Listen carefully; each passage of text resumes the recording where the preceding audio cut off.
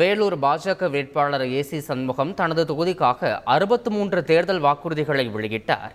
வேலூரில் செய்தியாளர்களிடம் பேசிய ஏசி சண்முகம், தான் தேர்தலில் வெற்றி பெற்றால் வேலூரில் எய்ம்ஸ் மருத்துவமனை அமைக்க நடவடிக்கை எடுக்கப்படும் எனவும், ஏசிஎஸ் கல்விக் குழும மருத்துவமனை மூலம் கர்ப்பிணிகளுக்கு இலவசமாக பிரசவம் பார்க்கப்படும் எனவும் வாக்குறுதியளித்தார். விவசாயிகள் நலனுக்காக கோதாவரி பாலாறு இணைப்பு திட்டம் செயல்படுத்த நடவடிக்கை எடுக்கப்படும் எனவும் ஏசி சண்முகம் உறுதியளித்தார்.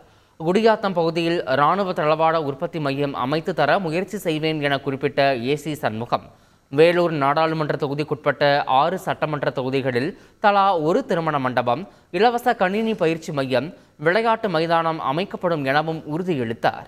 வேலூர் தொகுதியில் வேலைவாய்ப்பு முகாம் நடத்தப்படும் எனவும், 1000 மாணவர்களுக்கு ஏசிஎஸ் கல்விக் குழுமத்தில் இலவச உயர்கல்வி சேவை வழங்கப்படும் எனவும் ஏசி சண்முகம் வாக்குறுதியளித்தார். செய்திகளை உடனுக்குடன் தெரிந்து கொள்ள உடனே சப்ஸ்கிரைப் பண்ணுங்க.